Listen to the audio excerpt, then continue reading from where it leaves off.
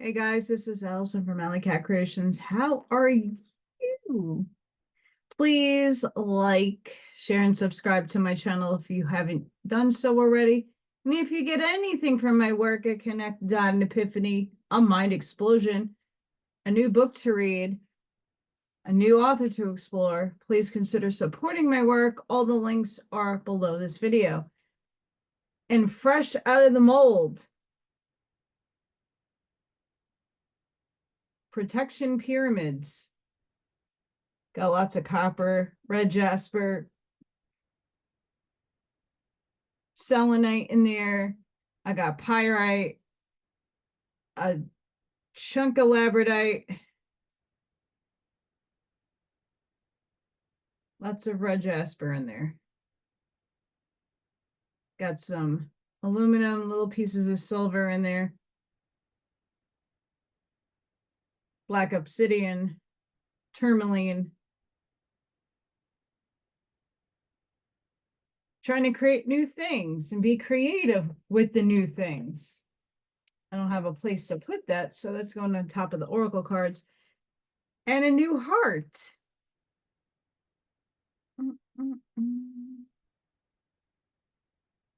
Fancy the red. I have rose petals in there. Reflection. It's so hard to get these things to be seen. Anywho. New heart.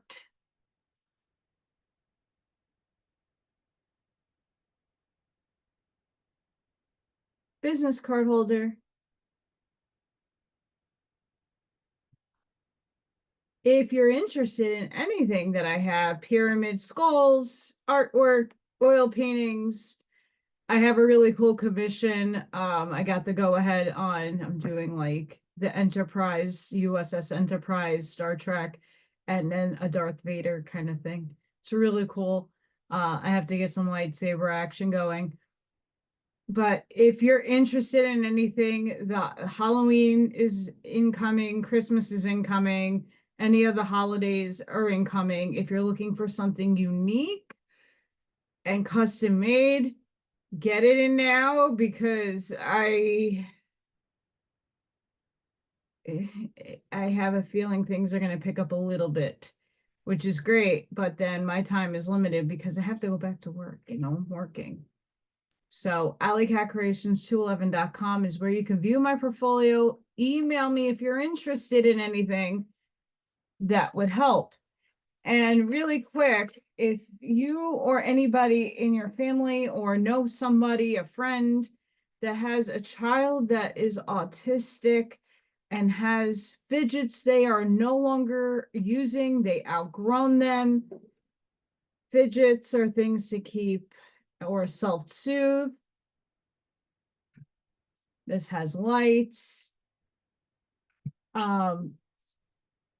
Preferably for pre-K age, like that's just turned 3-4 years old, things that they can't swallow. I have a lot of kids that like have oral sensation issues, so they like chewies, they like to bite things. Please let me know. Donations are, I need some donations for my classroom. Unfortunately, the school system or whatever program that I'm working for that's in the school system is brand new, and they don't have, I don't think, the funding, the budget. I don't know what the hell the problem is to getting these kids the things that are useful to help them calm down so they can learn.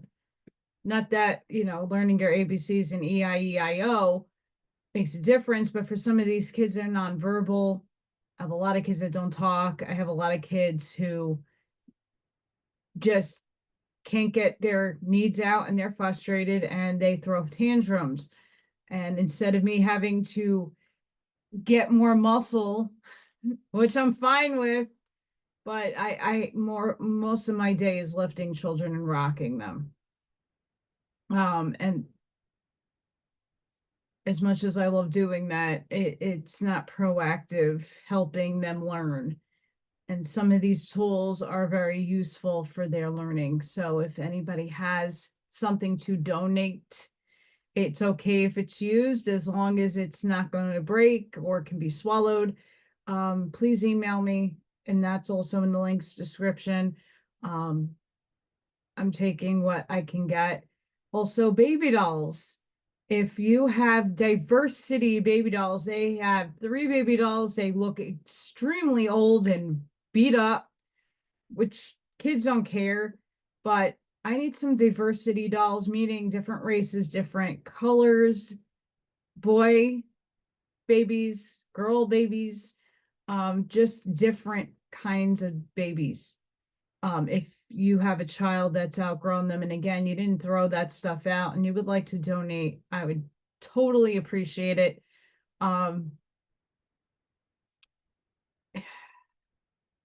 The length of things, and I financially can't afford a baby doll set. Or some of these fidgets I can get at the dollar store. I've gotten a bunch so far. I'm bringing them in tomorrow, but it is better to get recycled stuff. Let's just say that, because I need a lot more. So this is paper, the Urantia book. Hi. Paper 77, the Midway creatures. This might be a lengthy one. So give me a second. The Midway creatures.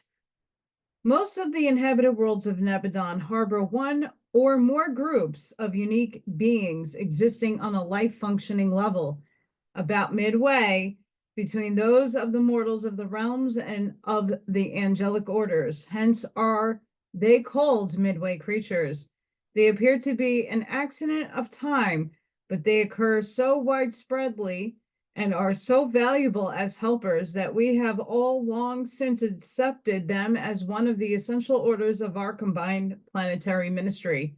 On Urantia, there function 2 distinct orders of midwayers, the primary or senior corps, who came into being back in the days of Delamatria, and the secondary or younger group, whose origin dates from the times of Adam, the primary midwayers. The primary midwayers have their genesis in a unique interassociation of the material and spiritual on Urantia. We know of the existence of similar creatures on other worlds and in other systems, but they originated by dissimilar techniques. It is well always to bear in mind that the successive bestowals of the sons of God on an evolving planet produce marked changes in the spiritual economy of the realm, and sometimes so modify the workings of the interassociation of spiritual and material agencies on a planet as to create situations indeed difficult of understanding. The status of the 100 corporeal members of Prince Caligastia's staff illustrates just such a unique interassociation. As ascendant Morantia citizens of Jerusalem, they were super material creatures without reproductive prerogatives. As descendant planetary ministers on Urantia, they were material sex creatures capable of procreating material offspring, as some of them later did. What we cannot satisfactorily explain is how these 100 could function in the parental role on a supermaterial level, but that is exactly what happened. A supermaterial non-sexual liaison of a male and a female member of the corporal staff resulted in the appearance of the firstborn of the primary midwayers. It was immediately discovered that a creature of this order, midway between the mortal and angelic levels, would be a great service in carrying on the affairs of the prince's headquarters, and each couple of the corporal staff was accordingly granted permission to produce a similar being.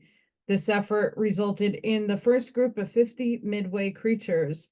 After a year of observing the work of the unique group, the planetary prince authorized the reproduction of the midwayers without restriction. This plan was carried out as long as the power to create continued, and the original corpse of 50,000 was accordingly brought into being.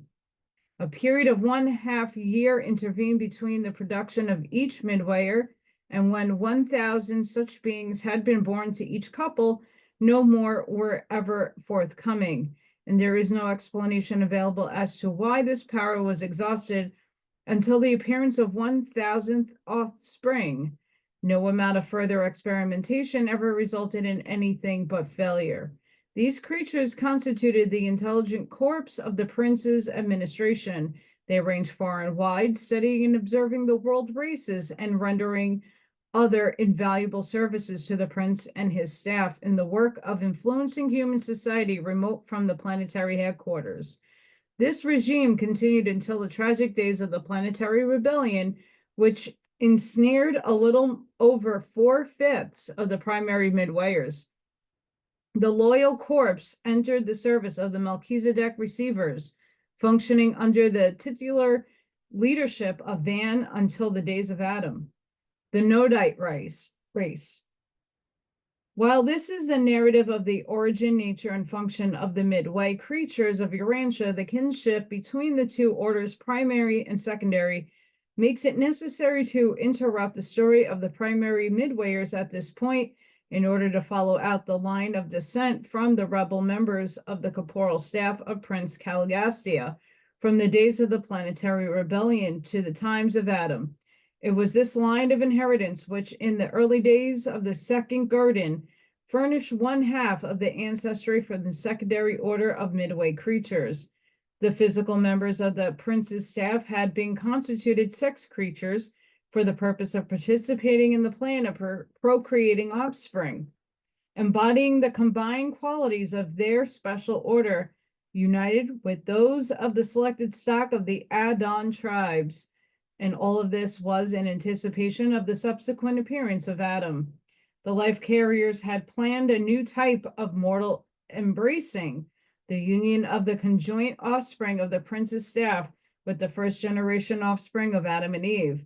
They had thus projected a plan envisioning a new order of planetary creatures whom they hope would become the teacher rulers of human society. Such beings were designated for social sovereignty, not civil sovereignty. But since this project almost completely miscarried, we shall never know what an aristocracy of benign leadership and matchless culture Urantia was thus deprived of. For when the corporal staff later reproduced, it was subsequent to the rebellion and after they had been deprived of their connection with the life currents of this system. The post-rebellion era on Urantia witnessed many unusual happenings. A great civilization, the culture of Dalamatria, was going to pieces. The Nephilim, Nodites, were on Earth in those days, and when those sons of gods went in to the daughters of man and they bore to them, their children were the mighty men of old, the men of renown. While hardly sons of the gods, the staff and their early descendants were so regarded by the evolutionary mortals of those distant days, even their stature came to be magnified by tradition. This is the origin of the well-known universal folk tale of the gods who came down to earth, and there were the daughters of men begot an ancient race of heroes. And all those legends became further confused with the race mixtures of later appearing Adamites in the Second Garden. Since the 100 corporal members of the prince's staff carried germplasm of the Andonite, whatever, human strains, it would naturally be expected that if they engage in sexual reproduction, their progeny would altogether resemble the offspring of other Andonite parents. But when the 60 rebels of the staff, the followers of Nod, actually engaged in sexual reproduction, their children proved to be far superior in almost every way to both the Andonite and the Sangic peoples. This unexpected excellence characterized not only physical and intellectual qualities, but also spiritual capabilities. These mutant traits appearing in the first Nodite generation resulted from the certain changes which had been brought in the configuration in the chemical constituents of the inherent factors of the Andonite embryonic germplasm. These changes were caused by the presence in the bodies of the staff members of the powerful life maintenance circuits of the Satania system. These life circuits cause the chromosomes of the specialized Urantia pattern to reorganize more after the patterns of the standardized Satania specialization of the ordained Nebulon life manifestation. The technique of this germplasm metamorphosis by the action of the system life currents is not unlike those procedures whereby Urantia scientists modify the germplasm of plants and animals by the use of X-rays. Thus did the Nodite people arise out of certain peculiar and unexpected modifications occurring in the life plasm, which had been transferred from the bodies of the Andinite contributors to those of the corporal staff members by the Avalon surgeons. It will be recalled that 100 Andinite germplasm contributors were in turn made possessors of the organic complement of the tree of life, so that the Satania life currents likewise invested their bodies. The 44 modified Andinites who followed the staff into rebellion also made it among themselves and made a great contribution to the better strains of the Nodite people. These two groups, embracing 104 individuals who carried the modified Andinic germplasm, constituted the ancestry of the Nodites, the eighth race to appear on Urantia, and these new feature of human life on Urantia represents another phase of the outworking of the original plan of utilizing this planet as a life modification world, except that this was one of the unforeseen developments. Sorry, guys, I need glasses and my eyes are all fuzzy. The pure line Nodites were a magnificent race, but they gradually mingled with the evolutionary peoples of Earth, and before long, great deterioration had occurred. 10,000 years after the rebellion, they had lost ground to the point where their average length of life was a little more than that of the evolutionary races. When archaeologists dig up the clay tablet records of the later day Sumerian descendants of the Nodites, they discover lists of Sumerian kings running back for several thousand years. And as these records go further back, the reigns of the individual kings lengthened from around 25 or 30 years up to 150 years and more. This lengthening of the regions of these older kings signifies that some of the early Nodite rulers, immediate descendants of the prince's staff, did live longer than their later day successors, and also indicates an effort to stretch the dynasties back to Delamatria. The records of such long-lived individuals are also due to the confusion of months and years as time periods. This may also be observed in the biblical analogy of Abraham and in the early records of the Chinese. The confusion of the 28-day month or season with the later introduced year of more than 350 days is responsible for the traditions of such long human lives. There are records of a man who lived over 900 years. This period represents not quite 70 years, and such lives were regarded for ages as very long. 70 years and 10, as such a lifespan was later designated. The reckoning of time by 28-day month persisted long after the day of Adam. But when the Egyptians undertook to reform the calendar about 7,000 years ago, they did it with great accuracy, introducing the year of 365 days.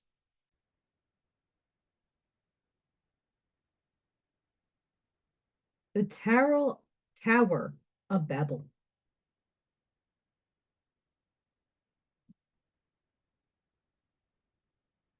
After the submergence of Delamatria, the Nodites moved north and east, presently founding the new city of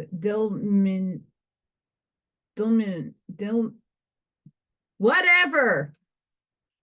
You get my drift. As their racial and cultural headquarters.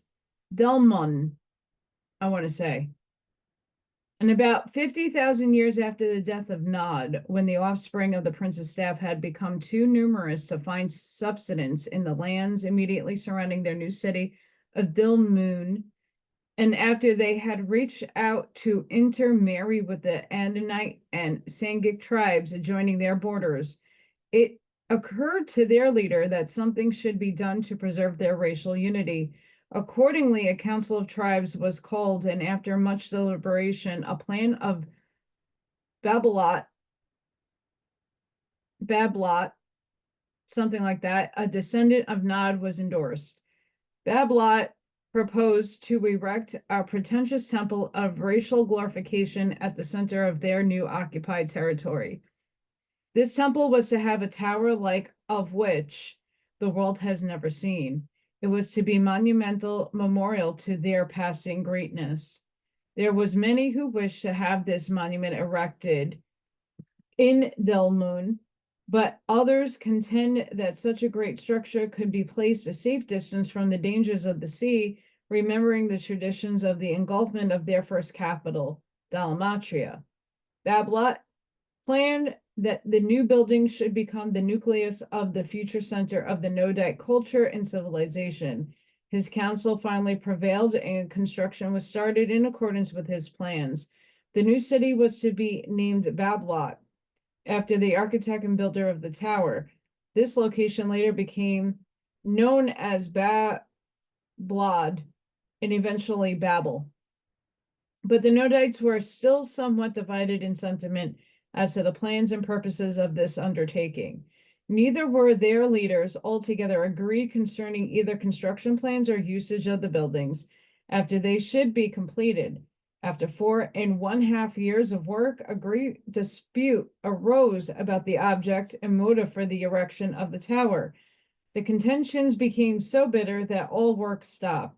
The food carriers spread the news of the dissension, and large numbers of the tribes began to foregather at the building site. 3 differing views were propounded as to the purpose of the building of the tower. The largest group, almost one half, desired to see the tower built as a memorial of Nodite history and racial superiority. They thought it ought to be a great, imposing structure which would challenge the admiration of all future generations. The next largest faction wanted the tower designed to commemorate the Dilmun culture. They foresaw that Babolat would become a great center of commerce, art, and manufacture. The smallest and minority contingent had that of the erection of the tower presented as an opportunity for making atonement for the folly of their progenitors in participating in the Caligassia rebellion. They maintained that the tower should be devoid to the worship of the Father of all, that the whole purpose of the new city should be to take the place of Dalamatria, to function as a cultural and religious center for the surrounding barbarians. The religious group was promptly voted down. The majority rejected the teaching that their ancestors had been guilty of rebellion. They represented such a racial stigma, having disposed of one of the 3 angels to the dispute and falling to settle the other 2 by debate. They fell to fighting. The religionists, the non-combatants, fled to their homes in the south, while their fellows fought until well nigh obliterated. After 20,000 years ago, a second attempt to erect the Tower of Babel was made. The mixed races of the Annites, Nodites, and Adamites undertook to raise a new temple on the ruins of the first structure, but there was not sufficient support for the enterprise. It fell to its own pretentious weight. The region was long known as the land of Babel.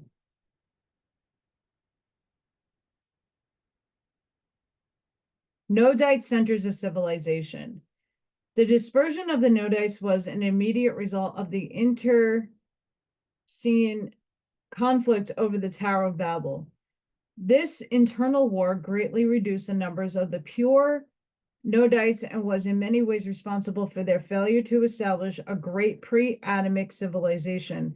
From this time on, Nodite culture declined for over 120,000 years until it was upstepped by Adamic infusion. But even the times of Adam and the Nodites were still an able people. Many of their mixed descendants were numbered among the garden builders, and several of Van's group captains were Nodites. Some of the most capable in mind serving on Adam's staff were of this race. 3 out of the 4 great Nodite centers were established immediately following the Baalat conflict. The Western or Syrian Nodites, the remnants of the nationalistic or racial memorialists, journey northward, uniting with the Andanites to find the later Nodite centers to the northwest of Mesopotamia. This was the largest group of the dispersing Nodites, and they contributed much to the later appearance of Assyrian stock. The Eastern or, I hate italics, Elamite Nodites, the culture and commerce advocates, migrated in large numbers eastward into Elam, and they united with the mixed Sangic tribes. The Elamites of 30 to 40,000 years ago had become largely Sangric in nature, although they continue to maintain a civilization superior to that of surrounding barbarians. Sorry, guys, I got a lot of mouth issues going on tonight. After the establishment of the Second Garden, it was customary to allude to the nearby Nodite settlement as the land of Nod. And during the long period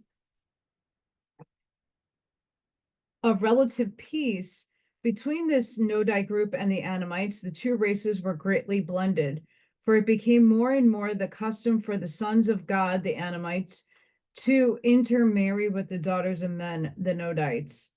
The Central or pre-Sumerian Nodites, a small group at the mouth of the Tigris and Euphrates rivers, maintained more of the racial integrity. They persisted for thousands of years and eventually furnished the Nodite ancestry, which blended with the Anamites to find the Sumerian period of peoples of historic times. And all this explains how the Sumerians appeared so suddenly and mysteriously on the stage of action in Mesopotamia. Investigators will never be able to trace out and follow these tribes back to the beginning of the Sumerians, who had their origin 200,000 years ago after the submergence of Dalmatria.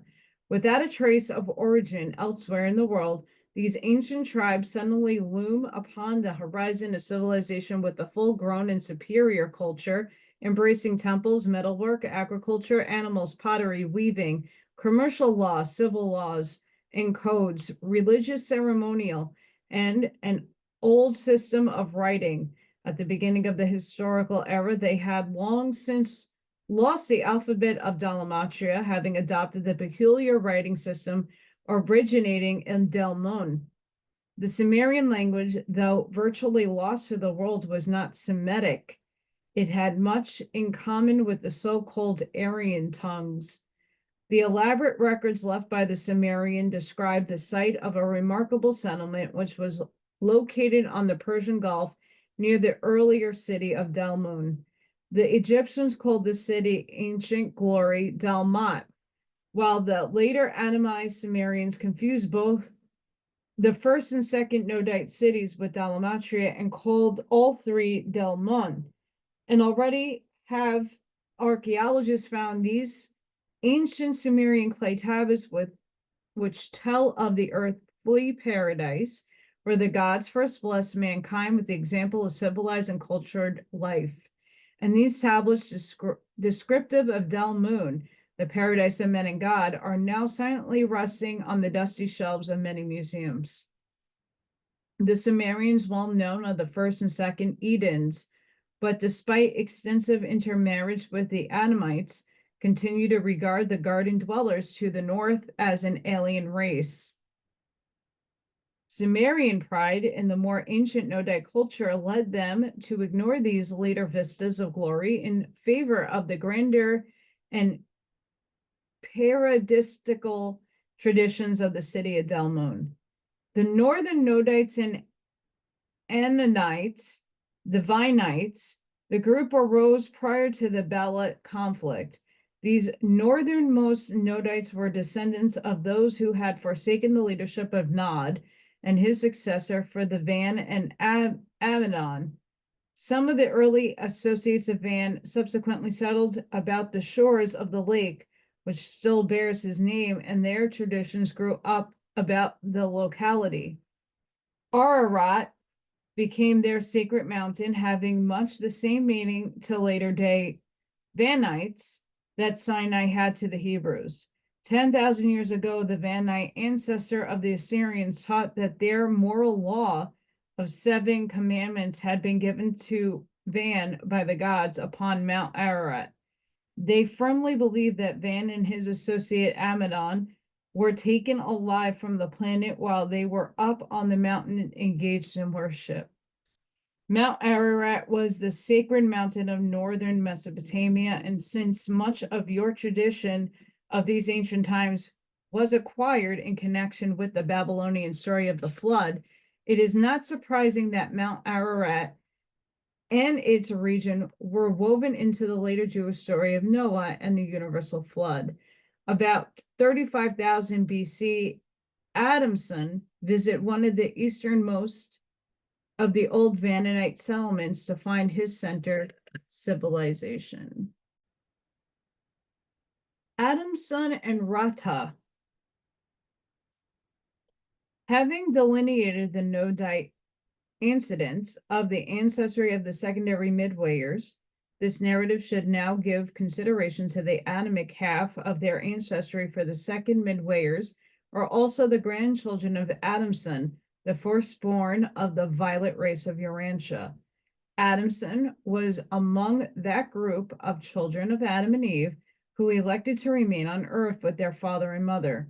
Now, this eldest son of Adam had often heard from Van and Amadon the story of their highland home in the north, and sometime after the establishment of the second garden, he determined to go in search of this land of his youthful dreams. Adamson was 120 years old at this time and had been the father of 32 pure line children of the first garden. He wanted to remain with his parents and assist them in upbuilding the second garden, but he was greatly disturbed by the loss of his mate and their children, who had all elected to go to Edentia, along with those other Adamic children who chose to become wards of the Most Highs.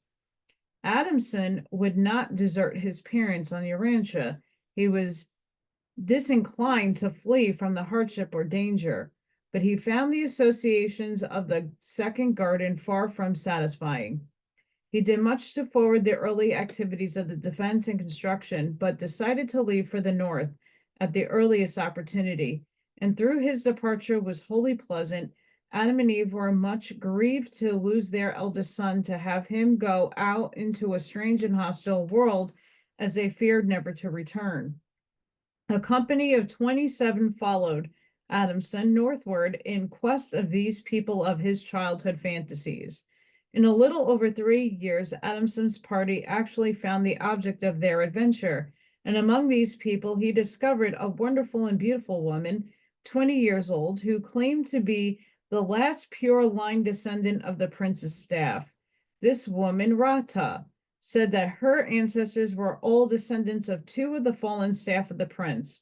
She was the last of her race, having no living brothers or sisters. She had about decided not to mate, had about made up her mind to die without issue, but she lost her heart to the majestic Adamson.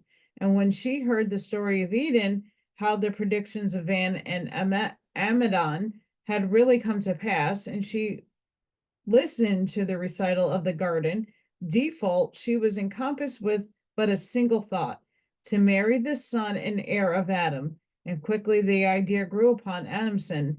In a little more than 3 months they were married. Adamson and Rata had a family of 67 children. They gave origin to a great line of world leadership, but they did something even more. It should be remembered that both of these beings were really superhuman. Every 4th child born to them was a unique order. It was often invisible. Never in world's history had such a thing occurred. Rata was greatly perturbed, even superstitious, but Adamson well knew of the existence of the primary Midwayers, and he concluded that something similar was transpiring before his eyes. When the second strangely behaving offspring arrived, he decided to meet them, since one was male and the other female. And this is the origin of the secondary order of Midwayers. Within 100 years before this phenomenon ceased, almost 2,000 were brought into being. Adamson lived for 396 years. Many times he returned to visit his father and mother. Every 7 years, he and Rada journeyed south to the second garden, and meanwhile, the Midwayers kept him informed regarding the welfare of his people. During Adamson's life, they did great service in upbuilding a new and independent world center for truth and righteousness. Adamson and Rada thus had at their command this corps of marvelous helpers who labored with them throughout their long lives to assist in the propagation of advanced truth and in the spread of higher standards of spiritual, intellectual, and physical living. And the results of this effort at world betterment never did become fully eclipsed by subsequent retrogression. The Adamsonites maintained a high culture for almost 7,000 years from the times of Adamson and Rata. Later on, they became a mix with the neighboring Nodites and Andonites, and were also included among the mighty men of old. And some of the advances of that age persisted to become latent part of the culture potential, which later blossomed into European civilization. This center of civilization was situated in the region east of the southern end of the Caspian Sea, near Kopet Dagh. A short way up in the foothills of Turkestan are the vestiges of what was one time the Adamson headquarters of the Violet race. And these highland sites, situated in a narrow and ancient fertile belt lying in the lower foothills of the Kopet Range, these successfully arose at various periods four diverse cultures of respectively fostered by four different groups of Adamson's descendants. It was the second of these groups which migrated westward to Greece and the islands of the Mediterranean. The residue of Adamson's descendants migrated north and west to enter Europe, with the blended stock of the last Annonite wave coming out of Mesopotamia, and they were also numbered among the Andite-Aryan invaders of India. The secondary Midwayers. While the primary Midwayers had a well-nigh superhuman origin, the secondary order of the offspring of the pure Adamic stock united with the humanized descendant of the ancestors common to the parentage of the senior corpse. Among the children of Adamson, there were just 16 of the peculiar progenitors of the secondary Midwayers. These unique children were equally divided as regards sex, and each couple was capable of producing a secondary Midwayer every 70 days by a combined technique of sex and non-sex liaison. And such a phenomena was never possible on Earth before that time, nor has ever occurred since. These 16 children lived and died, except for their peculiarities, as mortals of the realm, but their electrically energized offspring lives on and on, not being subject to the limitations of mortal flesh. Each of the 8 couples eventually produced 248 Midwayers, and thus did the original secondary corpse, 1,984 in number, come into existence. There are 8 subgroups of secondary Midwayers. They are designated as ABC, the first, second, and third, and so on. And then there are DEF, the first, second, and so on.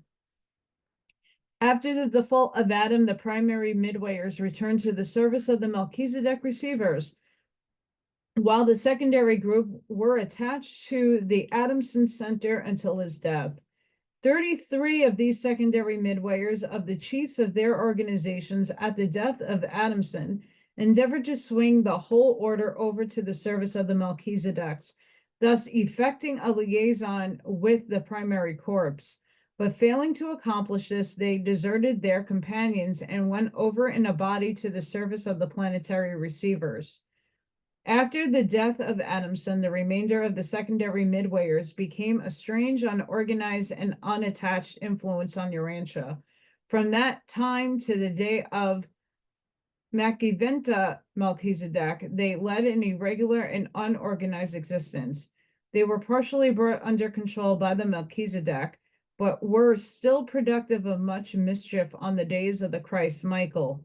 And during his sojourn on earth, they all made final decisions as to their future destiny, the loyal majority then enlisting under the leadership of the primary Midwayers. The rebel Midwayers. The majority of the primary Midwayers went into sin at the time of the Lucifer Rebellion. When the devastation of the planetary rebellion was reckoned up, among other losses, it was discovered that of the original 50,000, 40,000 had joined the Caligassia secession. The original number of the secondary Midway showers was 1,984, and of these, 873 failed to align themselves with the rule of Michael and were duly interned in connection with the planetary adjudication of Urantia on the day of Pentecost. No one can forecast the future of these fallen creatures. Both groups of rebel Midwayers are now held in custody awaiting the final adjudication of the affairs of the System Rebellion, but they did many strange things on Earth prior to the inauguration of the present planetary dispensation.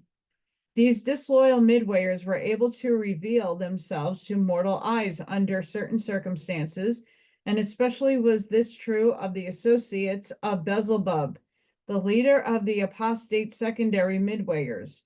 But these unique characters must not be confused with the certain of the rebel cherubim and seraphim who also were on earth up to the time of Christ's death and resurrection. Some of the older writers designated these rebellious Midway creatures as evil spirits and demons, and the apostate seraphim as evil angels. In no world can evil spirits possess any mortal mind subsequent to the life of a paradise bestowal son. But before the days of Christ Michael on Urantia, before the universal coming of the thought adjusters and the pouring out of the master's spirit upon all flesh, these rebel Midwayers were actually able to influence the minds of a certain inferior mortals and somewhat to control their actions. This was accomplished in much the same way as a loyal Midway creatures function when they serve as efficient contact guardians of the human minds of the Urantia Service Corps of Destiny at those times when the adjuster is, in effect, detached from the personality during a season of contact with the superhuman intelligences. It is no mere figure of speech when the record states, and they brought to him all sorts of sick people, those who were possessed by devils and those who were lunatics. Jesus knew and recognized the difference between insanity and demonical possession, although these states were greatly confused in the minds of those who lived in his day and generation. Even prior to Pentecost, no rebel spirit could dominate a normal human mind, and since that day, even the weak minds of inferior mortals are free from such possibilities. The supposed casting out of devils since the arrival of the Spirit of Truth has been a matter of confounding a belief in demonical possession with the hysteria, insanity, and feeble-mindedness. But just because Michael's bestowal has forever liberated all human minds on Urantia from the possibility of demonical possession, do not imagine that such was not a reality in the former ages. The entire group of rebel Midwayers is a present held prisoner by order of the Most Highs of Urantia. No more do they roam this world on mischief, bent regardless of the presence of the thought adjusters. The pouring out of the Spirit of Truth upon all flesh forever made it impossible for disloyal spirits of any sort or description ever again to invade even the most feeble of human minds. Since the day of Pentecost, there never again can be such a thing as demonical possession. That is absolutely bunk and bullshit. Bullshit, because it happens today. The United Midwayers. At the last adjudication of this world, when Michael removed the slumbering survivors of time, the Midway creatures were left behind, left to assist the spiritual and semi-spiritual work on the planet. They now function as a single corps, embracing both orders and numbering 10,992. The United Midwayers of Urantia are present, governed alternatively by the senior member of each order. This regime has obtained since their amalgamation into the one group shortly after Pentecost. The members of the older or primary order, the generally known by numerals, they are often given names such as 1, 2, 3, the first, 4, 5, 6, the first, and so on. On Urantia, the Adamic way-showers are designated alphabetically in order to distinguish them from the numerical designation of primary midwayers. Both orders are non-material beings as regards nutrition and energy intake, but they partake of many human traits and are able to enjoy and follow your humor as well as your worship. When attached to mortals, they enter into the spirit of human work, rest, and play. But midwayers do not sleep, neither do they possess powers of procreation. In a certain sense, the secondary group are differentiated along the lines of maleness and femaleness, often being spoken of or as he or she. They often work together in such pairs. Midwayers are not men, neither are they angels, but secondary midwayers are in nature nearer men than angel. They are in a way of your races are, and therefore very understanding and sympathetic in their contact with human beings. They are invaluable to the seraphim in their work for and with the various races of mankind. And both orders are indispensable to the seraphim who serve as personal guardians to mortals. The United Midwayers of Urantia are organized by service with the planetary seraphim in accordance with the innate endowments and acquired skills in the following groups. Midway messengers. This group bear names. They are small corps and are a great assistance on the evolutionary world in the service of quick and reliable personal communication. Planetary sentinels. Midwayers are the guardians, the sentinels of the worlds of space. They perform the important duties of observers for all the numerous phenomena and types of communication which are of import to the supernatural beings of the realm. They patrol the invisible spirit realm of the planet. Contact personalities in the contacts made with the mortal beings of the material worlds, such as with the subject through which those communications were transmitted. The midway creatures are always employed. They are essential factor to such liaisons of the spiritual and material levels. Progress helpers. These are the more spiritual of the midway creatures, and they are distributed as assistants to the various orders of seraphim who function in special groups on the planet. Midwayers vary greatly in their abilities to make contact with the seraphim above and with their human cousins below. It is exceedingly difficult, for instance, for the primary midwayers to make direct contact with material agencies. They are considerably nearer the angelic type of being and are therefore usually assigned to working with and ministering to the spiritual force resident on the planet. They act as companions and guides for the celestial visitors and student sojourners, whereas the secondary creatures are almost exclusively attached to the ministry of the material beings of the realm.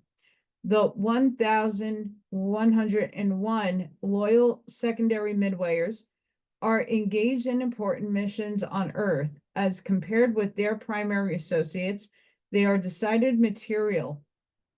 They exist just outside the range of mortal vision and possess sufficient latitude of adaptation to make at will physical contact with what humans call material things. These unique creatures have certain definite powers over the things of time and space, not excepting the beasts of the realm.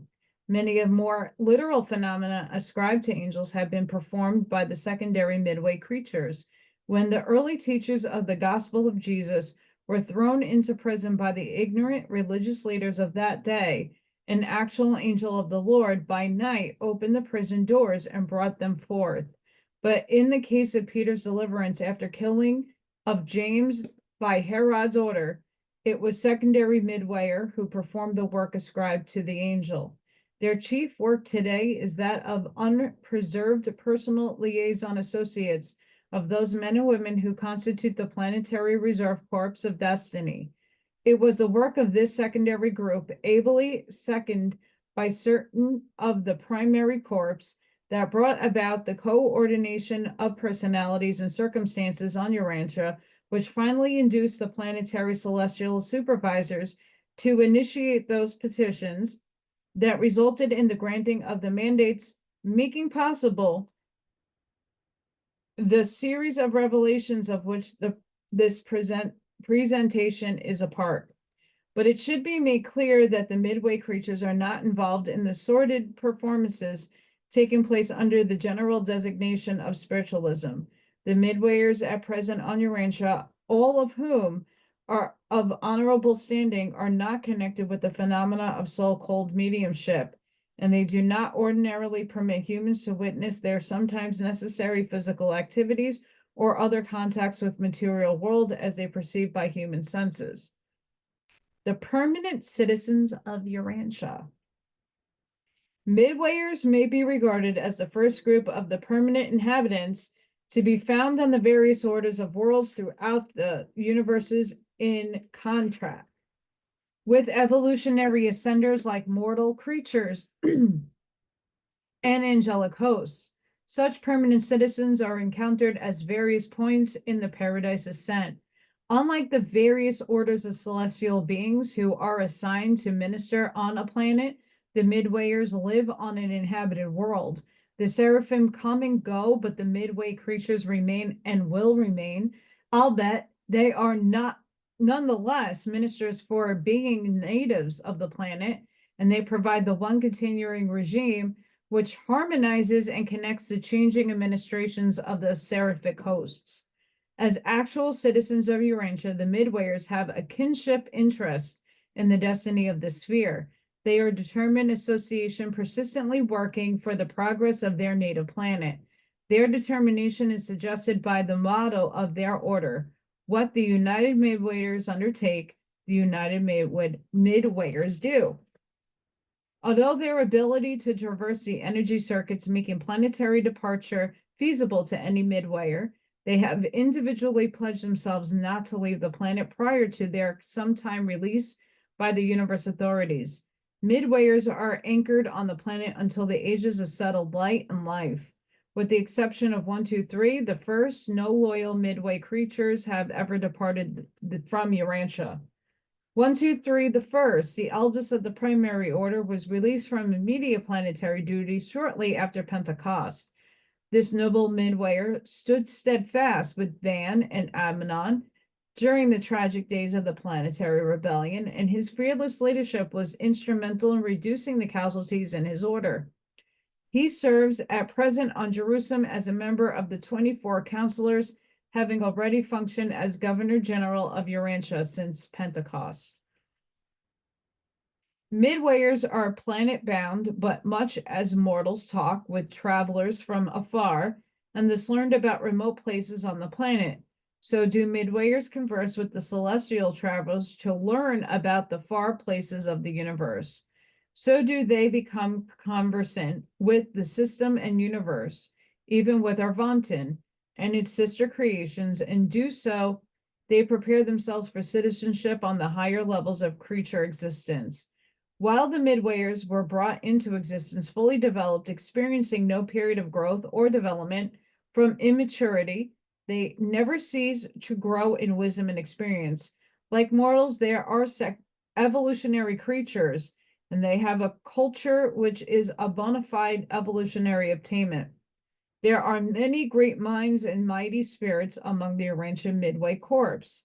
In the larger aspect, the civilization of Urantia is the joint product of the differential between the two levels of culture and differential which will not be compensated prior to the ages of light and life. The Midway culture, being the product of an immortal planetary citizenry, is relatively immune to those temporal vicissitudes which beset human civilization. The generations of men forget, the corpse of Midwayers remembers, and that memory is the treasure house of the traditions of your inhabited world. Thus does the culture of a planet remain ever present on that planet. In improper circumstances, such treasured memories of past events are made available, even as a story of the life and teachings of Jesus has been given by the Midwayers of Urantia to their cousins in the flesh.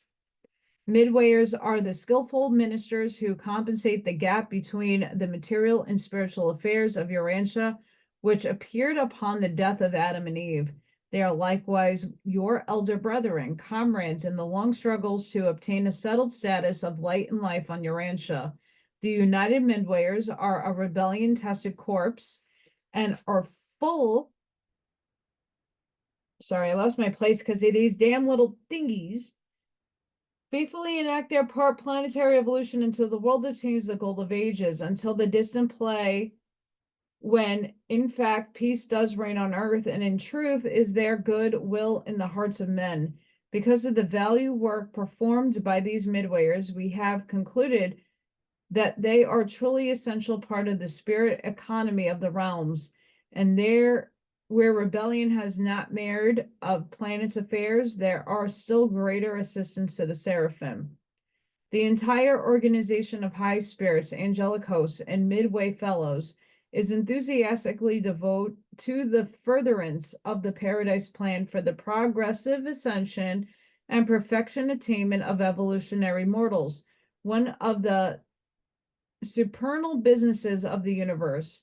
The superb survival plan of bringing God down to men, and then by a sublime sort of partnership, carrying men up to God and on to eternity of service and divinity of obtainment alike for mortal and midwayer.